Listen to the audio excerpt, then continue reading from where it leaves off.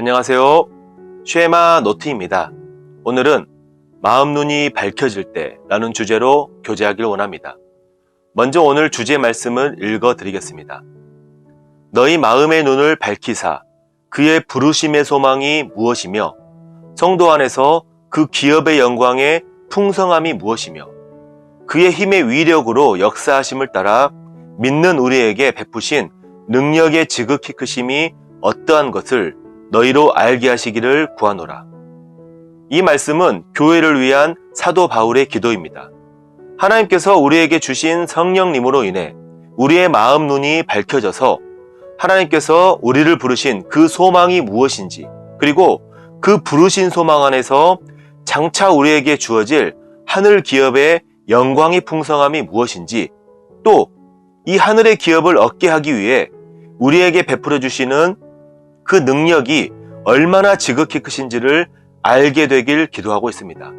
이것은 오직 우리의 마음 눈이 성령님에 의해 밝혀지게 될 때 가능한 것이기에 사도 바울은 이를 위해 기도하고 있는 것입니다. 오늘 이 말씀을 구약 창세기에 나오는 믿음의 조상 아브라함과 그의 조카인 롯의 경우와 함께 비교해 살펴보며 교제 나누길 원합니다. 하나님께서는 아브라함에게 너는 너의 본토, 친척, 아비 집을 떠나 내가 네게 지시할 땅으로 가라고 말씀하셨습니다. 아브라함은 하나님의 부르심에 순종해서 한 번도 가보지 못한 가나안 땅으로 떠났습니다. 그가 머물렀었던 갈대아 우르는 어떤 곳이었습니까? 바로 메소포타미아 문명의 발상지였습니다. 그 당시 세계에서 가장 물질 문명이 발달하고 풍요롭고 모든 편의시설이 다 갖춰진 곳이었습니다. 이때 아브라함은 믿음으로 판단을 했습니다. 현재 갈대아 우르 땅이 더 나은 곳이냐? 아니면 하나님께서 말씀하신 가나안 땅이 더 나은 곳이냐? 이때 아브라함은 믿음의 눈을 들어 현재의 가치와 모든 조건들을 다 포기하고 한 번도 보지 못한 땅을 향해서 나아갔습니다. 이에 대해 성경은 믿음으로 아브라함은 부르심을 받았을 때에 순종하여 장래 기업으로 받을 땅에 나갈새 갈 바를 알지 못하고 나갔으며 라고 말씀하고 있습니다.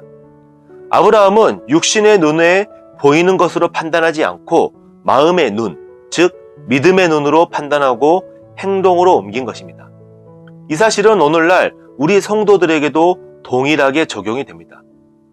우리 육신의 눈에 보이는 이 세상의 것들이 얼마나 우리의 시선을 사로잡고 우리의 정신을 혼미케 하는가요? 또한 우리를 얼마나 바쁘게 만듭니까? 조금만 방심해도 뒤처질 것처럼, 조금만 세상을 의지하지 않으면 굶어 죽을 것처럼 세상은 우리를 붙들어 매고 있습니다. 정말 우리는 마음 눈으로, 이 믿음의 눈으로 보지 않고서는 하늘의 부르심을 받은 길을 포기할 수밖에 없습니다. 정말 우리에게 매 순간 믿음의 눈으로 세상을 살아갈 수 있는 지혜와 능력을 주시라는 기도가 절실히 필요합니다. 그런데 이때 아브라함을 함께 따라간 롯은 정반대의 모습을 보였습니다. 롯도 아브라함과 함께 갈대아 우르를 떠났습니다. 어찌 보면 롯도 갈대아 우르를 함께 버리고 떠날 정도로 대단한 믿음이 있었다고 할 수 있었겠지만 롯은 결국 소돔에서 넘어지고 말았습니다. 소돔의 풍요롭고 넉넉해 보였던 물과 자원들 앞에서 가던 길을 포기하고 말았습니다. 가나안 땅으로 부르신 하나님의 소명이 롯의 마음을 끝까지 사로잡지는 못한 것입니다. 하나님께서 약속하신 기업이 롯의 시선과 가치관을 온전히 채우지는 못한 것입니다. 우리 모두 롯이 하나님의 부르심의 길에서 벗어나게 된 원인이 무엇인지를 생각해 보았으면 합니다. 하나님의 사람이라 할지라도 누구에게나 다 위기가 찾아오게 마련입니다. 그리고 그 위기 때에 자신이 현재 어떠한 믿음을 갖고 있는지, 그 사람의 믿음의 동기와 목적은 무엇인지 이러한 것들이 명백하게 드러난다는 것입니다.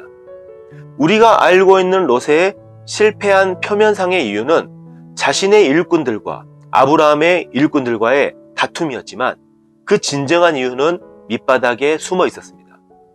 아브라함은 오직 하나님께서 주시겠다고 약속하신 기업만을 바라보고 있었기 때문에 롯과의 다툼 가운데서도 그는 단지 하나님만 곁에 있으면 된다는 그의 믿음을 나타내었습니다.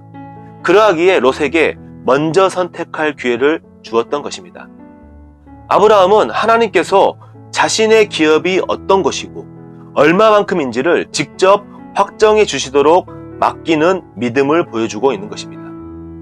이처럼 형제 간의 갈등은 아브라함에게는 믿음을 드러내게 하는 기회가 되었지만 롯에게는 자신의 마음속에 숨어있던 세속적이고 육신적인 소욕을 드러내게 하는 기회가 되었던 것을 보게 됩니다. 롯은 소돔을 선택했습니다. 그런데 그곳은 하나님의 심판을 받기로 예정되어 있었던 곳이라고 성경은 말씀합니다. 참 슬픈 일이지 않습니까? 롯은 어쩌면 소돔이 심판받게 될 것이라는 사실을 모르고 있었을 수도 있습니다. 아브라함도 모르고 있었을 수도 있습니다. 하지만 하나님은 아셨습니다. 이것은 무엇을 말하고 있죠? 만약 롯이 아브라함처럼 자신의 기업을 하나님께서 선택하시도록 맡겼다면 절대로 멸망이 예정되어 있는 소돔을 선택하지 않았다는 것입니다. 하지만 롯은 하나님께 맡기지 않고 스스로의 판단으로 선택했습니다. 롯의 시선과 마음은 물이 넉넉한 평지인 소돔에 있었습니다. 이 소돔은 하나님께 저주받은 곳이었지만 롯에게는 축복받은 곳으로 보였습니다. 이에 대한 결과가 어떻게 되었는지는 성도님께서도 잘 아시는 바입니다. 창세기 14장에 보면 소돔 주변에 5 왕이 연합을 해서 소돔과 전쟁을 벌이는 장면이 나옵니다. 롯은 소돔 평지에 자신의 거처를 두었기 때문에 소돔에서 있었던 전투에 깊이 말려들게 되었고 결국 포로로 잡혀가는 신세까지 처하게 되었습니다. 이것은 우리 성도들도 하늘의 시민권을 지닌 자로서의 신분과 지위를 스스로 포기하고 세상으로 나가서 이 땅의 가치와 시선에 관심을 두게 된다면 롯과 같이 세상의 풍파에 말려들 수 있음을 보여주는 것입니다. 결국에는 자신의 영혼에도 큰 손해를 끼칠 것이고 자신이 하나님의 자녀로서 마땅히 증거해야 할 간증에도 막대한 지장을 받게 되는 것입니다. 또한 포로로 잡혀간 롯을 아브라함이 구출해 왔습니다. 롯은 이때라도 정신을 차렸어야 했습니다. 그가 있을 곳은 소돔이 아니라는 것을 깨닫고 소돔을 빠져나와야 했습니다. 하지만 어떻게 했죠? 그는 오히려 소돔에 더 깊숙이 들어가서 성문에 앉을 수 있는 권위 있는 자가 되었던 것을 성경을 통해 보게 됩니다. 육신의 관점에서 볼 때에 롯은 성공을 했고 영향력 있는 지위를 얻은 것처럼 보였을지는 모르겠지만 롯은 하나님을 기쁘시게 해드리고 하나님과 교제를 누리기는커녕 하나님의 근심과 걱정이 되었고 그의 의로운 심령이 상하기까지 하나님과는 멀어진 관계가 되었습니다. 롯이 스스로 선택했던 그 결과는 우리가 다 아는 바와 마찬가지로 불 가운데서 겨우 구원을 얻은 부끄러운 자로 드러났습니다. 그의 자녀들은 어땠습니까? 롯의 2 딸을 통해서 모압 족속과 암몬 족속이 나왔죠. 바로 하나님의 백성인 이스라엘의 가장 큰 결정적인 원수가 되었던 것을 우리는 성경을 통해 알 수가 있습니다. 이 엄청난 교훈을 우리는 잊지 말아야 할 것입니다. 결론을 맺겠습니다. 우리 모두에겐 다들 아브라함이나 롯과 같은 경험들이 있을 것입니다. 사실 우리들의 모습 속에 아브라함의 모습과 롯의 모습이 전부 포함되어 있습니다. 우리는 가나안 땅과 소돔 땅을 왔다 갔다 할 수밖에 없는 이 연약함을 항상 가지고 있는 사람들입니다.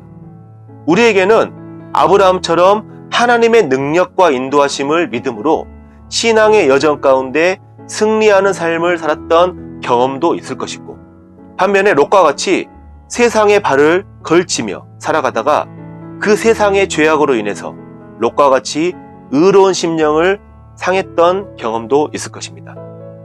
때론 그리스도인으로서 선한 간증들이 훼손되었을 경우도 있었을 것입니다.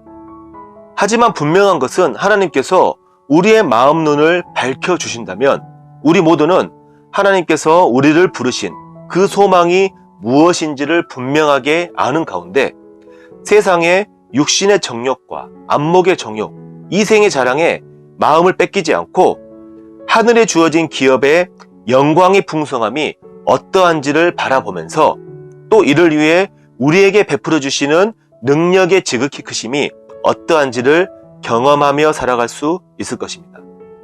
이를 위해 우리 모두 사도 바울이 기도했던 것처럼 하나님의 성령으로 말미암아 우리 마음의 눈이 환히 밝혀지기를 기도하는 우리들이 되길 기도하겠습니다.